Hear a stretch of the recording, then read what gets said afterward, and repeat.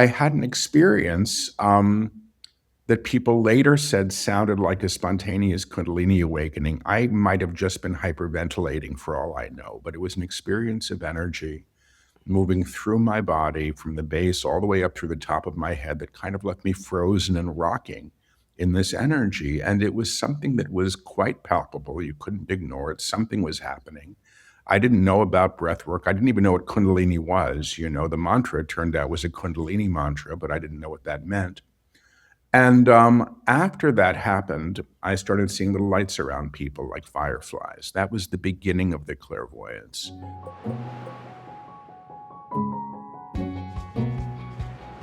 Welcome, friends. In this episode of Insights at the Edge, my guest is Paul Selig.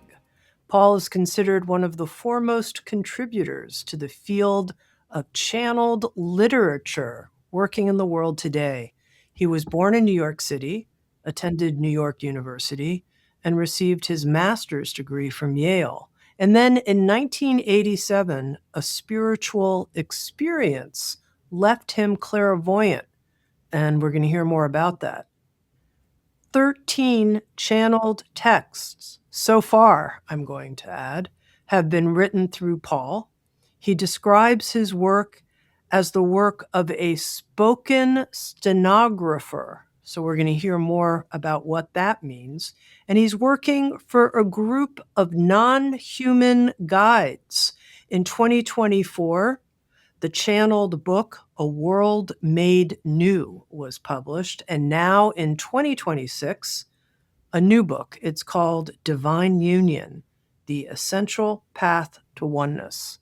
Paul, welcome. Thanks. Glad to be here. Well, we have to start with the event in 1987 from which you emerged as a clairvoyant. What happened? I was about 4 months sober, I think, actually. I'd heard a voice after I'd started praying for the first time a few months before that sort of told me how to get my act together. And I listened to the voice, which was the first voice. And I was beginning to think for the first time that maybe there was something that one might refer to as God. I'd been raised pretty much an atheist. And I heard that there was this thing happening called the harmonic convergence, and people were going to be waking up. And nowadays, it seems like there's some celestial event every 5 days, and I don't put a lot of stock in it. But at that time, I thought, well, if there is a God and there is this thing happening and you ask to be woken up, why would it want to say no? So I went up to the roof of the building that I lived in New York City the night before this purported event. And I had a crystal and I had a mantra. Somebody had given me one of each. I thought you needed those things to wake up. And I had an experience that people later said sounded like a spontaneous Kundalini awakening. I might have just been hyperventilating for all I know, but it was an experience of energy moving through my body from the base all the way up through the top of my head that kind of left me frozen and rocking in this energy. And it was something that was quite palpable. You couldn't ignore it. Something was happening. I didn't know about breath work. I didn't even know what Kundalini was. The mantra, it turned out, was a Kundalini mantra, but I didn't know what that meant. And after that happened, I started seeing little lights around people like fireflies. That was the beginning of the clairvoyance. I think, given what I had come from, I needed something that was palpable and discernible and would override my own skepticism. And I think that experience did that for me because it was a tangible experience of energy. And that was the beginning of it. It was just little lights like fireflies that would pop up around people. And I, was feeling energy and seeing energy, and I didn't know what to make of any of it, really. I wasn't looking to get into this stuff. But that was the beginning. What do you make of these little fireflies that you saw around people? I never figured it out. I mean, they're spirit.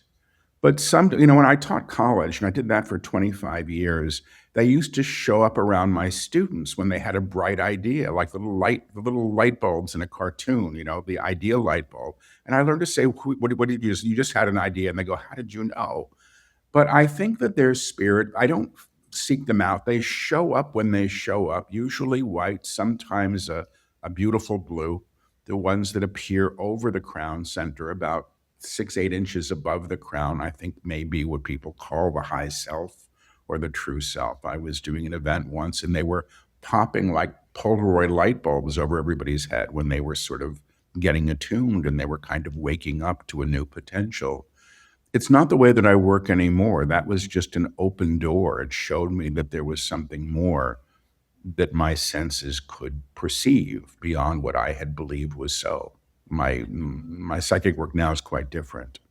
Yeah, let's hear more about that. I was reading Mhm, about your story, and it sounds like there mhm. was an acceleration of your work that happened quite dramatically, starting from when you were 48 years old, that then led into the creation of this series of channeled texts. There were two accelerations. The first one was when I was around 30 years old, maybe 5 years after that first experience, and I studied a form of energy healing. And I found I was volunteering at a center for people that were living with life-challenging illness at the time. It was the height of the AIDS epidemic in New York City. I found that when I had my hands on people's bodies, I began to hear things for them, which they would then verify.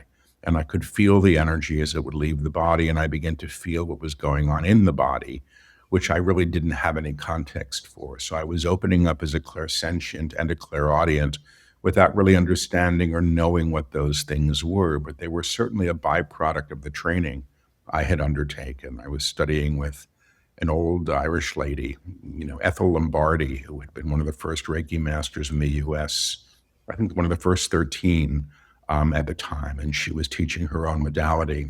At 48, I've been doing a group in my apartment to sit in the energy, and I was hearing from these guides, but I was mostly interested in the energy that would come through when they instructed. And they weren't lecturing, they were just bringing through coordinates and ways to work with energy. And I liked being in the energy in a group because, again, it was palpable.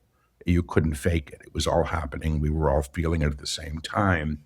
When I was 48, the guides I work with said, well, you need you to stop smoking cigarettes. I was a 4-pack a day guy.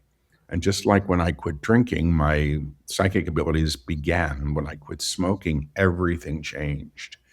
And I began taking dictation in lecture form. All I knew at the time was that I was talking more and for longer. I wasn't all that interested in the content. I was interested in the energy because, who was I and what was coming out of my mouth didn't matter nearly as much as this really concrete, energetic vibration that would fill the room and then work on the bodies of the people that were there when I sat and tuned in. So that was the beginning, and then that's when the books began. Once I became willing to transcribe the lectures, record and transcribe. I hadn't been willing to do that because I didn't like to hear myself channel, and I still don't really. But a medium found out that I was not recording and was rather incensed and said, you have to do this, and I did. And I had been a writer with the worst case of writer's block of anybody I've ever known. And I was chairing a master's program in writing at the time. It was a terrible, terrible feeling. But I found when I began to type these transcripts up, I was typing up these perfectly formed lectures that required no editing. And after I began to do that for maybe 2 months, the guides announced that they had a book to write, and if I would take 2 weeks, they would deliver it. And that was the first book, which was called I Am the Word, which was dictated in 2009, published in 2010.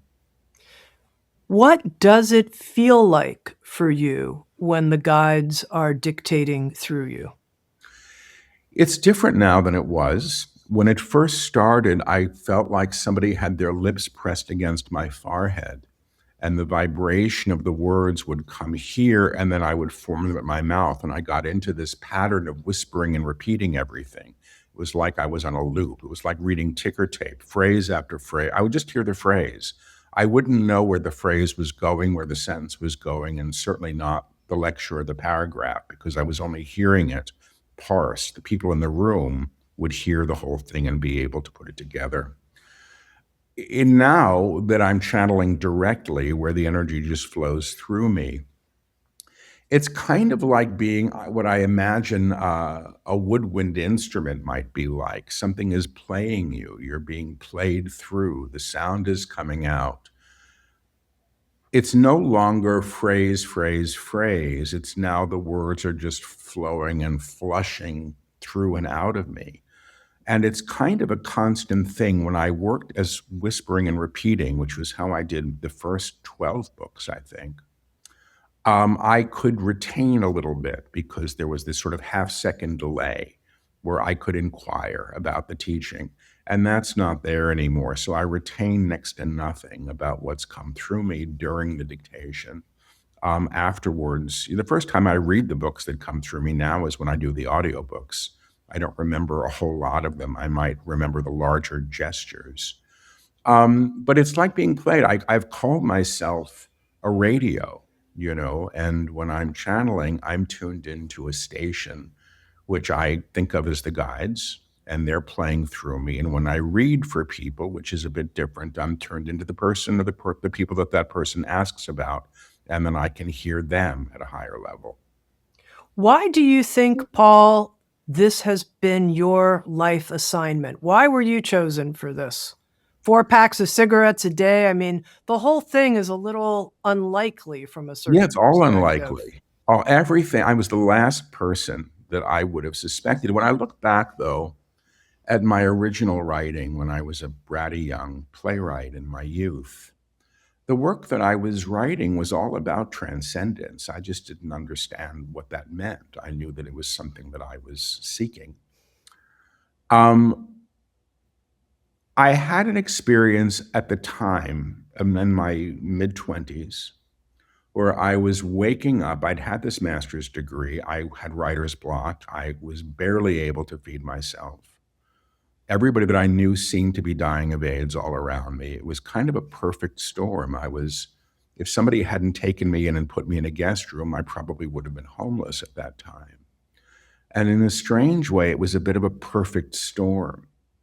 And I was so willing at that time, I think, because perhaps I had to, or because I had enough of an experience when I first heard that voice, when I started to pray, or when I had the experience on the roof, that gave me something tangible. I was actually extremely devoted in a lot of ways in those early years when I was studying healing and I was working. And, what I felt at the time was, if there is a God or something like a God, which I hadn't been party to, my father was a Holocaust survivor. My mother had been raped by a minister. There was no religion in the home that I grew up in at all. I didn't realize that my mother had a history with that until it was close to her death, and she explained the story. But I don't know where I was going with this. I think the fact that I had a willingness at that time that was really full, and a hunger that I hadn't named was a big deal. And what I was going to say was, to go from a planet where there is no such thing as God or source or whatever you want to call it to one in which there is mind-bending, to say the least. It was like a whole other planet. And it did make everything else pale in comparison. There was a sense of vocation. I was not looking to have a career as a channeler. That happened once the books started coming through me.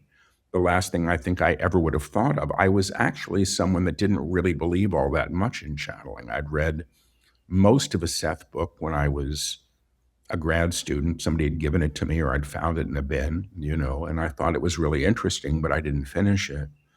But I wasn't looking for this, and I've never been a very good New Ager. So I don't know beyond that. My guides have said, well, I've worked with them before. I've been prepared for this. I've got a little bit of past life information where I was doing work in the Renaissance, believe it or not, that was party to this. And it's the only name I've ever been given. And it was when I was on jury duty and panicking, because every time I went to the court, I would melt down, and they finally gave me a name. I said, why is this happening? They gave me a name. I said, look it up. This is pre-internet. I found an encyclopedia. I looked up the name, and it was somebody who'd been a philosopher who'd been on trial for heresy, and I went, oh, it's the same teaching, it seems like. So who knows? That's about it. One of the things that I was surprised by is that you're